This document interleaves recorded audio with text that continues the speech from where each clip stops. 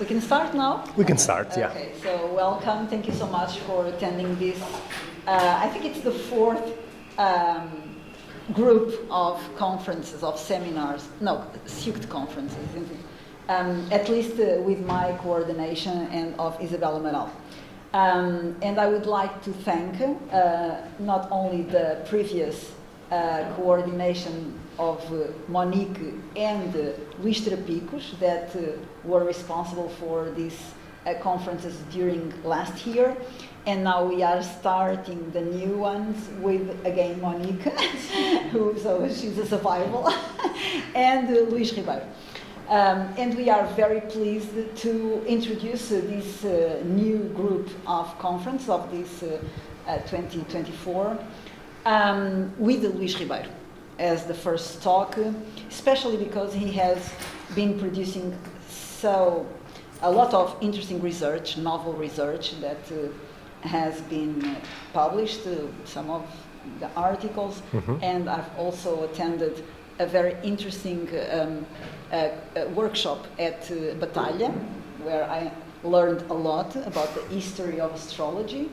And I also know that you have been working so much with Francisco Malta Romeiras, about the Jesuits. So I think he has a lot of interesting things to tell us, and I'm very pleased to introduce not only this group of talks, but also Luís Ribeiro. It's an honor. Thank you, so Rana. Thank you, Monique. Okay, so now the floor is yours.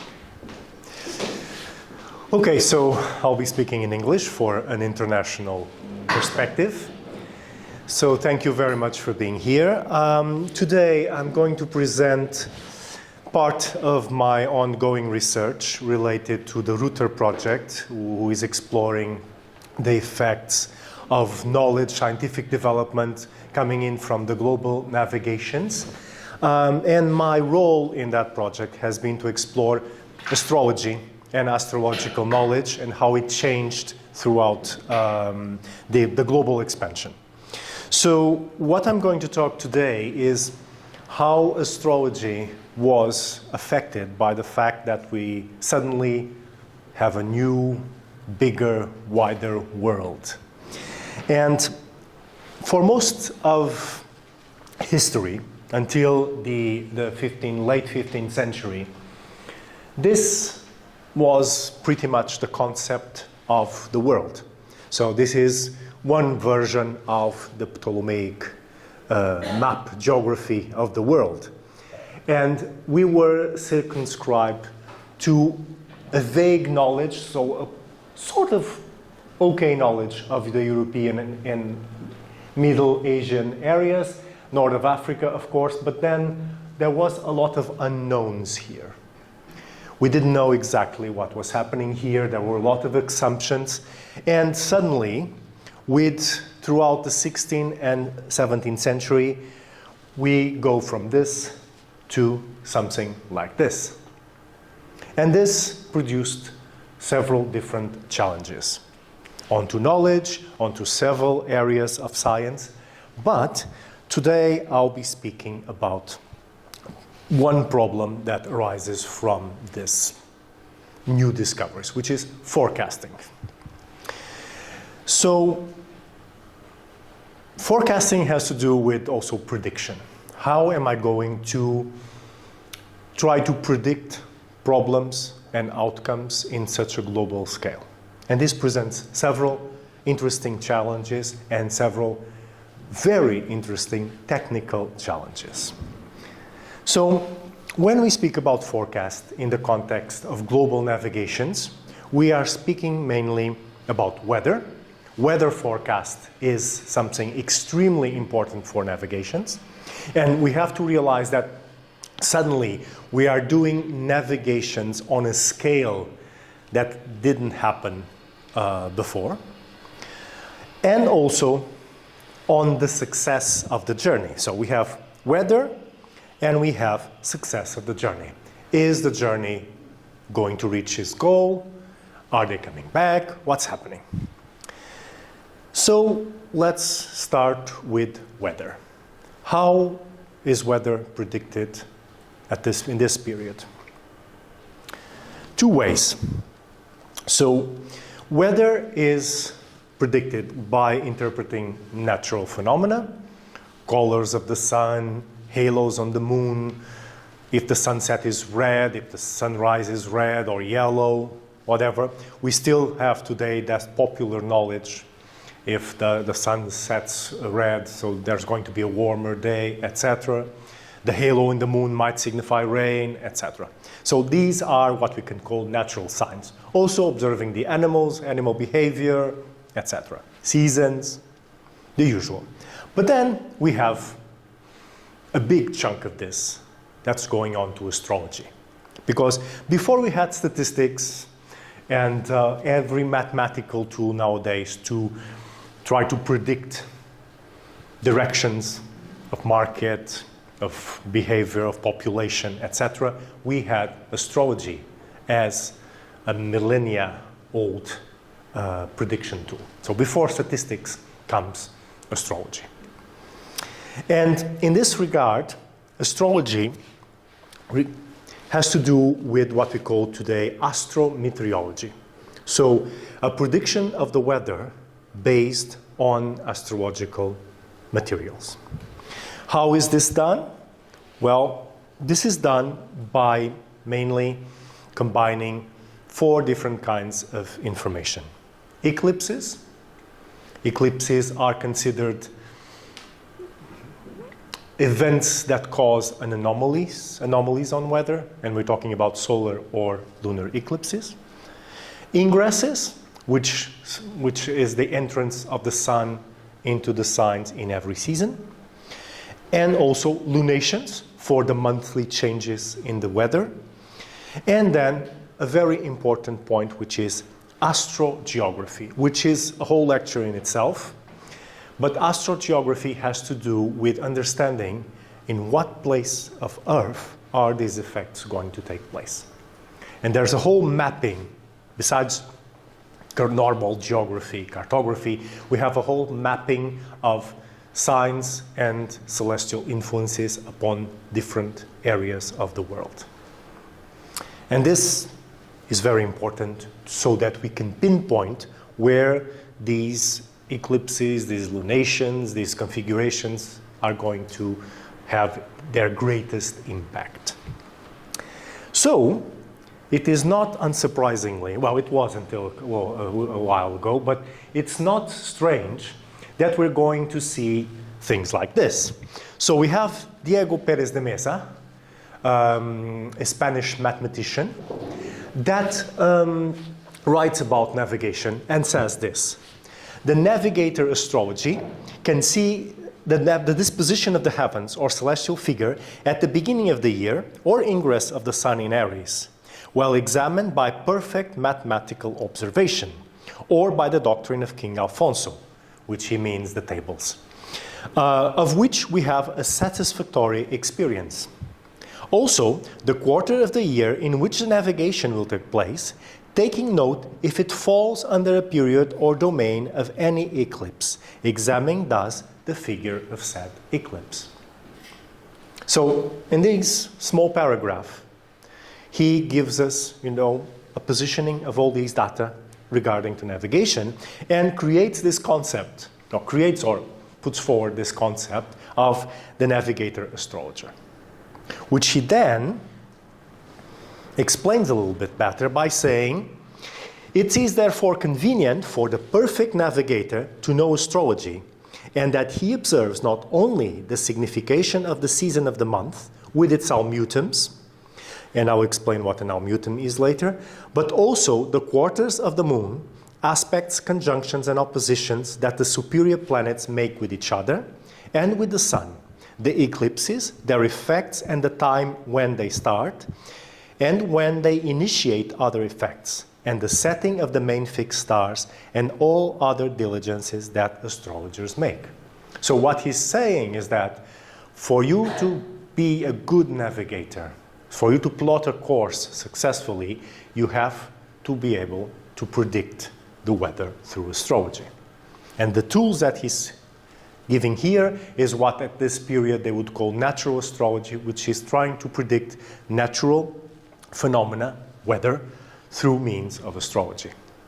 And this is quite important because this has been ignored by historiography largely, because usually we are in the period where astrology and astronomy are two interchangeable worlds. And for a long time, when they say astrology, people assume that we're talking about astronomy, so making calculations on navigations, which is of course also important. But here, definitely, he's not talking about just astronomy. He's talking about astrological prediction of the weather. So this is very important. So this is an important concept. As you get larger navigations which are more dangerous, you need to predict ahead of time what the weather will be, and if you're in a good season and a good moment to initiate a long-term journey, to avoid storms or any other kind of weather anomaly that might ruin that journey. So this is one of the pieces of the puzzle. The second one, which is more fun, I think, it's the success of the journey. And this is where, from our current day scientific perspective, things start to get a bit more weird. So what do they mean with the success of the journey? Well, basically, for the success of the journey, we need to get there first, then return, which is good, preferably alive, and if we get the cargo back as well, that's even better. So a good successful journey is when you go, you return, you get the cargo, and you return as well. So all the questions surrounding a journey are going to be focused on these topics. Are we going now? Are we getting back? Are we alive? And is the cargo safe? And this is done by one other aspect of astrology, which is called the interrogations. So this is a very complicated topic. An interrogation is made when a question is asked to the astrologer, and the astrologer makes a chart for the moment when the question is asked. And this is problematic in several ways. One, it's very close to divination, to any sort of random divination, if random is the right word here, which is not, but let's not go there. Second, it was highly forbidden by the Catholic Church, okay, because of free will and chance events. So asking a question, will the journey be successful? Will my cargo return and I'll get my money? That means that if the answer is either positive or negative, that event is foretold. It's predestined. And it's not supposed to, because it depends on the free will of people in that ship, people who handle the cargo, and it is a chance event. So to know that outcome would be, in the views of the Catholic Church, to have some sort of pact with the devil or something like that, which is complicated. Although we do have plenty of evidence that this is being done throughout all the time that it is forbidden. In Catholic countries, like Portugal and Spain, and in non-Catholic countries, that usually is not a problem. So what kind of questions are people asking? Will the ship arrive? What has happened with the ship? Let's say something that is a journey that is expected and they don't arrive. What has happened? Is the cargo safe? A very important one, because this is going to deal with money, and you know when money is involved, we know what happens. And also insurance, because insurance is already very active at this point. So are we insuring the cargo or not? Because insurances have a high cost. So if the cargo is going to be okay, I don't need to pay an insurance for it. But if there might be some problem, I might as well do it and spend that money. And of course, is someone safe? And this is the more humane aspect of the process, where you see a lot of examples where the women, wives, and usually women basically are the main protagonists of these questions, are asking if the husband, usually a son, a family member is safe, is well, and if is alive, if he's going to return. It's a very, very common question. Because their livelihood depends on that. They're dependent most of the time on that. And if they're not, they might get some money or some compensation in certain cases. So we're going to see a lot of these interrogations. The examples I have, unfortunately, are not yet Portuguese examples. These are later English examples. For example, just to give you an idea, if the ship called Nicholas of London is safe. So this is done in 1667 by an astrologer. This is one of the few printed books that exists on this kind of practice by John Gadbury, an astrologer operating in the second half of the 17th century in London. And this is a question on the ship. Is the ship safe or not? Which he concludes that it is okay, and that the rumors that something might have gone wrong are of no concern. Because of several reasons, because the moon is void of course, because the sun and Venus are in the 12th house. He explains the whole process why he reaches that conclusion. There's a whole methodology involved. The other aspect of this navigation is also elections and ship launches. So this is another thing. An election is the choice of a moment to do something. And this is a very interesting question. What is of the Lord Wilbury? He's setting sail from Barbados and was never seen anymore. So this ship disappeared. We don't know what happened. So this is an election. This is the time when the ship set sail. The beginning of the journey. And from the beginning of the journey is going to try to answer what has happened with the ship. And of course, it disappeared, so the answer is not going to be very well. Is using this as an example where the sinking of a ship is foretold in the chart. I'm not going to go into interpretations because I have other things to discuss here. Then we have also ship launch. So ship launch is when you christen a ship and it's launched for the first time, and that becomes a sort of birth of the ship. And so this is the Loyal London, which launched at Deptford in 1666, and then a year later was burnt. And so he gives this as an example of a ship that didn't have a long life.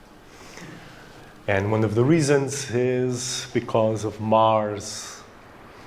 And what else? Mercury also positioned. He gives an explanation, I don't recall, and this is not my point to give an astrological explanation for this. So we have this kind of practice. This is very late, but we do have evidences, and I have managed to get some more that I'll present at a later time, where this is happening also in 16th century Portugal. But I'll give you an example related at least to the Iberian means, which is the journey of Magellan, the famous circumnavigation of Magellan. At one point, João de Barros, in the Chronicle, says that Magellan, so there is a mutiny of the Sant Antonio, one of the ships goes away to explore and turns back, and there's a mutiny.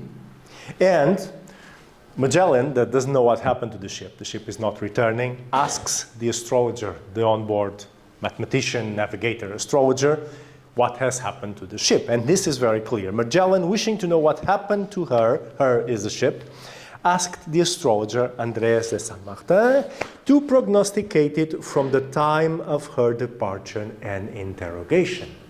Meaning that they have a time when the ship went away. So again, going back to the previous slide, and there is a question made by Magellan, what happened to the ship? And since this is happening as they are about to enter the Strait of Magellan, if I'm not mistaken. Yeah, we have the expert there. This is done in a very sudden latitude, which means that Andrés de San Martin had to calculate a chart for a high sudden latitude. And as far as I know, this is the first account of an astrological chart being cast at such a sudden latitude, which is quite interesting. That might have happened before. It's not the first time they crossed the equator, but it is the first time we have this in written as far as I'm aware. And so this enters the second part of this lecture, challenges. Because casting a chart for a sudden latitude, it's a challenge. You need to know what you're doing because you have to invert the calculations and adapt it to a different latitude. And so, as forecast has consequences both on the safety of the ship, but also economic consequences. And we know that this one is going to outweigh largely this one because they prefer the cargo to come than the sailors. You know, sailors are a bit dispensable. There's plenty of people to go there. This is an important thing. And so the consequences now are going to be, so a new world. Suddenly we have frequent navigations to the southern hemisphere. We have a colonization of the southern hemisphere. And this poses a very important question. Does astrology work in the southern hemisphere? Which nowadays is not properly, is not top of the line of the questions, of the existential questions one might ask. But at the time, this is very important because we are outside the boundaries of that Ptolemaic universe. And that Ptolemaic universe, Ptolemy, in his book, the Tetrabiblos, this is astrological work, gives a natural explanation of how astrology works. And astrology has to do with the northern hemisphere and the seasons and the structural seasons of the northern hemisphere. That's how he roots its explanation. It's a natural explanation for astrology, one that is going to be transmitted during almost 2 millennia. And now we are going to have problems. Which problems? Well, here they are. New stars, not catalog, so we have absolutely no idea what they mean. Inverted seasons, the seasons in the southern hemisphere happen on contrary, so if it's spring in the north, it's autumn in the south. And a whole new geography, which is getting back to that astrogeography I mentioned early. We need to know under which sign every bit of land is so that we can pinpoint where those eclipses and lunations and conjunctions are going to have effect. We have a whole continent that no one had an idea that existed. Unprecedented. So what kind of sign is there? Regarding the new stars, which should have been, we would expect it to be the biggest thing, new stars. They don't really, that's not a discussion they're going to have a lot. They're concerned that they don't know the effects, but stars are not that important in astrological prognostication, so they don't concern themselves with it, and I think they only entered the astrological lore by the 18th century, as far as I'm aware. I don't see any discussions of trying to give meaning to southern hemisphere stars. And of course, most of the stars used in astrology are stars that are close to the ecliptic, so they're visible in both hemispheres. So it's not that important. However, inverted seasons are a very, very problematic thing. Why? And now I have to go into doctrine of astrology. So, and I'll introduce you to what I call the inversion theory. So what is the inversion theory? It has to do with the zodiac. So, according to Ptolemy, the 4 seasons are associated, of course, as you know, with the sign. So spring has to do when the sun transverses from Aries to Taurus to Gemini, summer when it enters in Cancer, Leo and Virgo, then the autumn in Libra, Scorpio and Sagittarius, then when the sun moves to Capricorn we enter in the winter solstice, then Aquarius, then Pisces, then spring again, and this is the natural cycle of things as the sun progresses through the 12 signs. This was the basis for a very important thing. And I'll recall to you that weird word, almutans, that we saw in the text of the Navigator astrologer. Almutans are a way of saying the rulers, the planets who have power over certain signs or certain things. And according to Ptolemy, the explanation of why certain planets are the rulers or are the main association with signs has to do with the seasons. Basically, and in a very simple way, the sun is set on the summer because it's the highest point of heat. And it corresponds to the nature of the sun, one of the luminaries, the highest luminary. The moon is a tribute to Cancer, which is the sign of the summer solstice, a sign of increasing brightness. So the 2 lights have to do with the 2 summer signs. Then, opposing them comes Saturn, the farthest planet, the darkest planet, which rules over winter, the 2 signs of winter, and opposes the 2 luminaries. And then the remaining planets are aligned according to the order of the spheres, of the celestial spheres. So below Saturn comes Jupiter, below Jupiter comes Mars, then it's the Sun, which has already a placement, then Venus, then Mercury, and we have what are called the rulerships of the signs. The thing is, this concept precedes Ptolemy by probably centuries. But Ptolemy is one of the few that attempts to offer an explanation, linking them with the seasons. All other authors that are contemporary to Ptolemy or before Ptolemy don't give an explanation. Now, if we move to the southern hemisphere, the seasons are shifted. So it doesn't work anymore.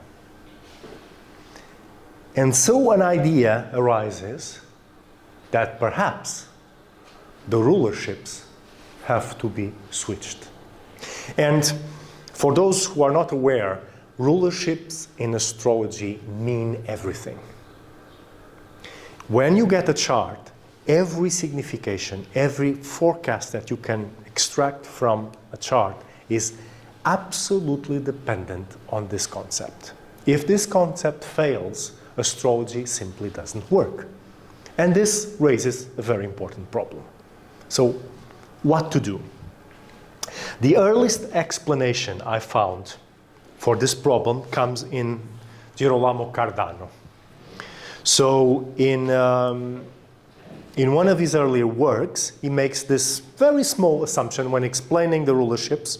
This is a commentary on the Ptolemy's Tetrabiblos. He says, from this it follows that in the austral half, Capricorn is the domicile of the moon, and Aquarius that of the sun, Pisces and Sagittarius of Mercury, Aries and Scorpio of Venus, Taurus and Libra of Mars, Gemini and Virgo of Jupiter, Cancer and Leo of Saturn. So what he says is, if we follow the same logic as Ptolemy, in the southern hemisphere, all of this has to be switched. But he just says this. He offers no example or no further consideration. However, this is much more complex because although we have the so-called domiciles of the planets, the rulerships, there's a whole set of rulers, exaltations, triplicities, terms, phases. This is a very complex system. And all of this system is linked with this seasonal aspect by Ptolemy. So, In 1630, another well-known figure, Tommaso Campanella,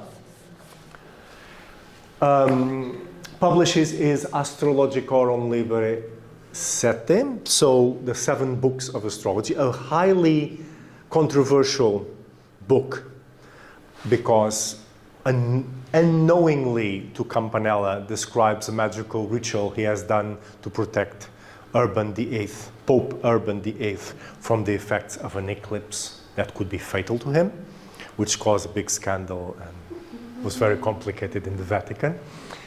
A very interesting story for another time, perhaps. And what he says is he proposes an inversion of all essential dignities. So he picks up that huge table I've shown you and he inverts the whole thing. He says if it works for the domiciles, we have to do it with the whole system. And he proposes that. Then comes another friend, Athanasius Kircher, the Jesuit, who wrote about everything.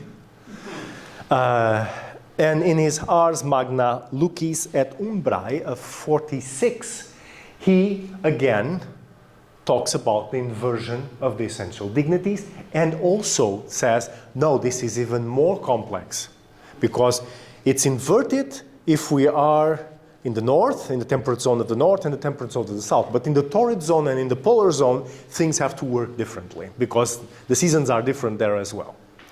And so he proposes this very complex thing where we have a set of rulerships for the north, a set of rulerships for the south, a set of rulerships for the torrid zone, and a set of rulership for the poles. This would mean absolute chaos into the astrological system. Because if the astrology shifts, if the system shifts, if you shift latitude, then you have to constantly adjust. And it would be a nightmare. When are you adjusting? How much? It's complicated. It's going to be messy.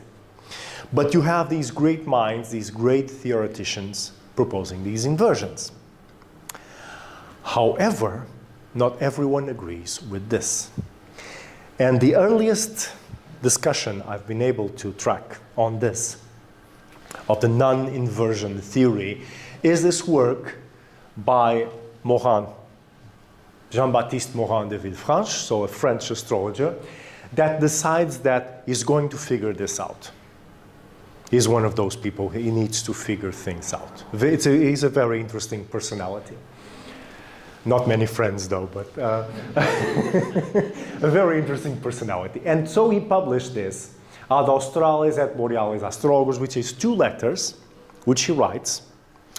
One to someone working in Peru, asking him, I need examples. They are discussing here, they are saying that we have to invert things and adjust things for the southern pole. You that are practicing there, do you see this happening? Give me examples. I need examples. I need observations to confirm if we should invert this or not. And then he also writes to astrologers working in the northern latitudes, in Finland and the north, asking, how do you work astrology there? How you deal with the problems coming from higher latitudes and the different in seasons, the different in calculations, etc. However, the answer only comes several years later, when his Astrologia Gallica is published. This is a book that is published posthumously, and here he has made his mind. The inversion theory is nonsense. And so he calls and condemns Campanella, calling him Magnus Scientiarum Depravator, so the great depraver of sciences. And he says it's absolute nonsense, neither Cardano nor him are correct, and there's no inversion. And he presents evidence for the first time.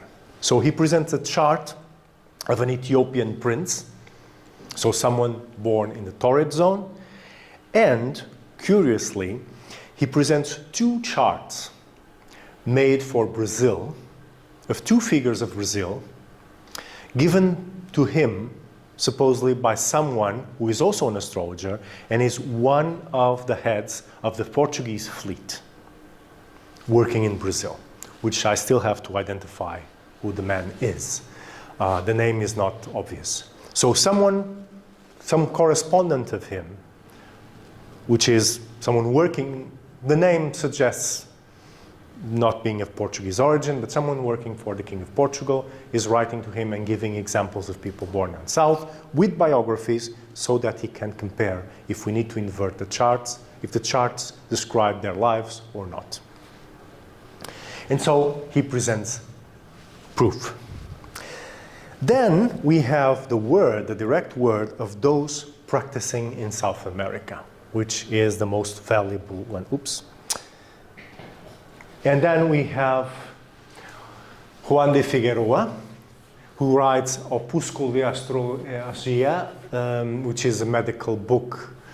I wouldn't call it an opuscle because it's 700 something pages. It's a huge thing, but he calls it an opuscle, out of modesty. And he disagrees with the theoreticians. So we're going to see what he's saying, because it's very important. He says this: Father Campanella finds it difficult if the dignities of the planets in the Antarctic are one and the same as those in the Arctic. And it seems to be inclined to demonstrate that they are the opposite. And the reason he gives is to say that the sun exalting in Aries is the beginning of spring in Europe, and that when the sun has this beginning in America, being in Libra, his exaltation should be switched. So what he's saying is spring comes when the sun is in Aries, but in the southern hemisphere it's when the sun is in Libra. So that should be switched. And consequently all other dignities, being in no doubt that by the effects we come to know the causes and other reasons. Because he's linking this with effects, causes and effects, in an Aristotelian sense. However, being such a learned man, he recognizes that he speaks only by reports and refers to experience. So this is true. Campanella says this has to be tested. This is just an idea. Campanella doesn't have charts of people born in the southern hemisphere. I'm not sure exactly how much of a practitioner Campanella is. And this, he continues, this experience says that the essential dignities of the planets do not change, although they can be altered accidentally, and that Aries being the exaltation of the sun, Leo its house, and its triplicity the fiery, it's due to a natural convenience and the appropriation that it has with these signs, not because it is in the beginning of Aries in the spring. Nor are changes of its effects in other regions flaws of the sun or of the signs, but the disparity of the regions, which does not prevent that when the acting causes are the same, they will produce in all parts of the world the same things. So what he's saying here is very interesting. He's saying that in his experience, you do not invert anything. And Juan de Figueroa is a physician using astrology for medical cases in Peru.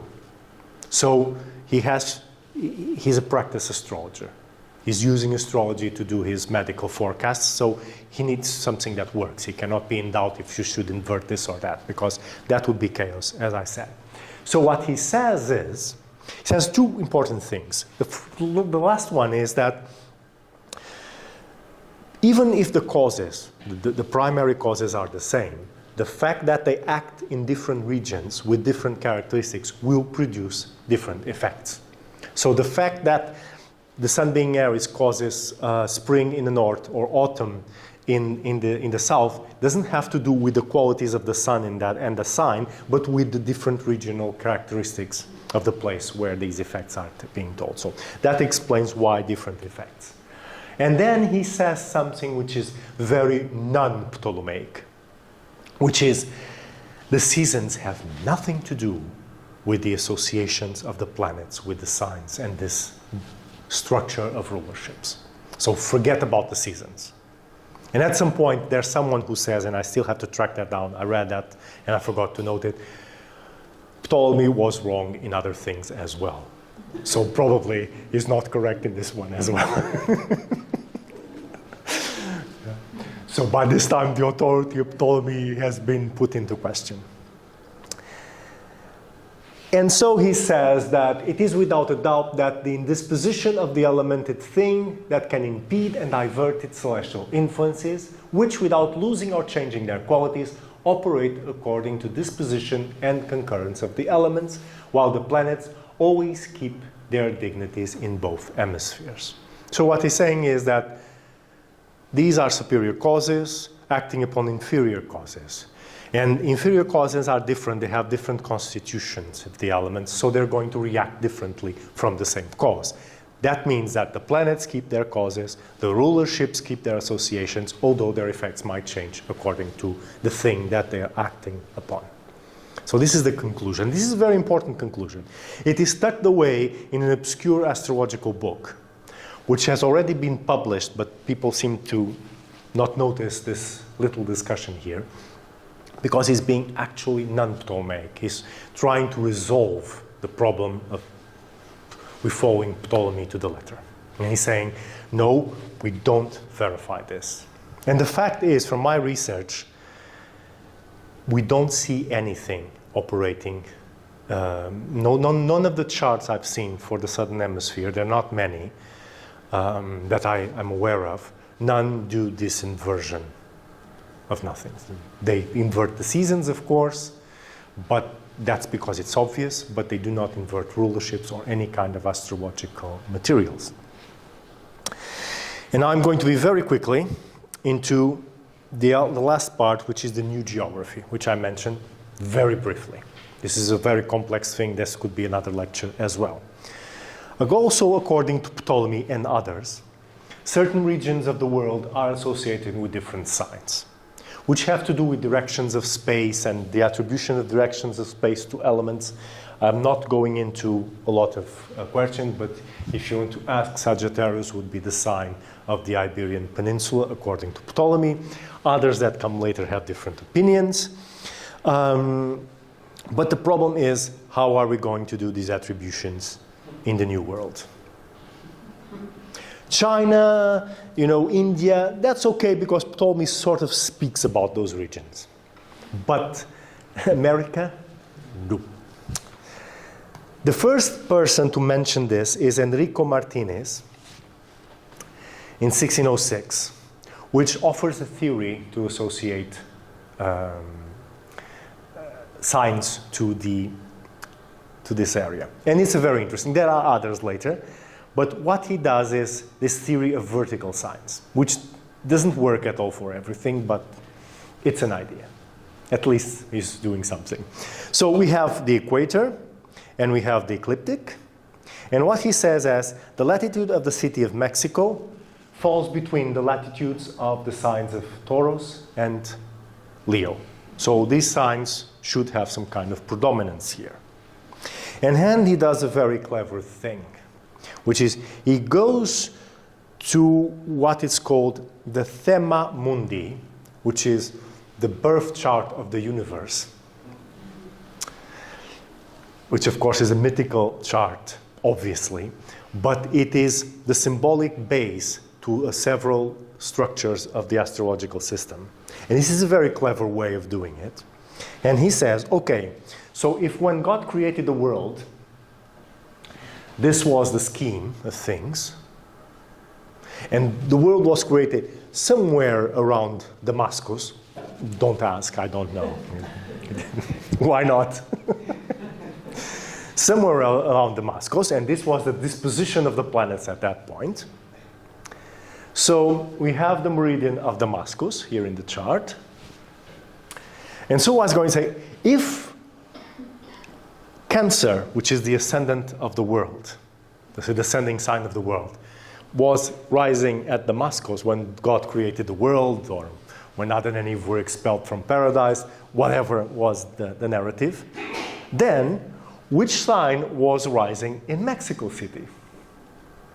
And he makes the calculations, and what he does, he moves the chart to that position, the Thema Mundi, and concludes that Capricorn was rising, and that Venus was in the MC. And so he creates the idea that the Americas are ruled by the sign of Capricorn.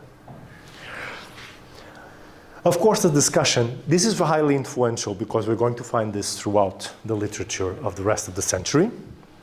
Then come these, now that I'm doing this very quickly because I don't have time to explain all this.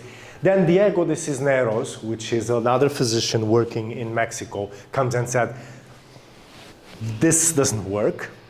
He has the wrong calculations. He used the wrong latitude, the wrong longitude for Mexico City. So the rising sign is not Capricorn, it's Aquarius. There's a lot of wrong things. However, this idea of attributing signs to things maintains. And then we have this, Antonio de la Calancha, who does a chronicle of the Order of St. Augustine in Peru, decides to describe every convent that they have, not only with the characteristics of the region, but also the signs in which this region are under.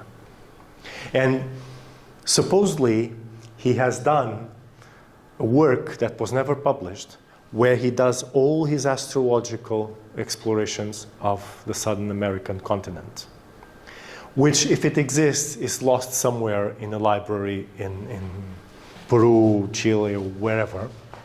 I hope we can find it one day. And then later on, by the second half of the century, in 1665, Francisco Ruiz de Lozano, which is a cosmographer, is already using rulerships to cities and regions of the Southern Hemisphere very casually, like it's common knowledge. So there is an evolution of some sort, which I tried to, and I hope to publish this very soon. These are some of their considerations. They attribute Capricorn to Brazil, although so Capricorn here is always a very suspicious sign because we don't know. Probably the Amazon area to Aquarius. And then all this region of Peru to the air signs, Gemini, Libra, and Aquarius. This coast zone to fiery signs. Certain cities have certain specific signs. So, and again, Mexico, Jamaica, to earth signs, and even the North America, for example, Virginia is attributed to the sign of Virgo. A bit obvious, but okay, you know. So there is this attribution. Of course, by the time that this is happening, astrology is already falling into disrepute, is falling in discredit, so this discussion is sort of silenced midway. So there's no continuation, as far as I'm aware.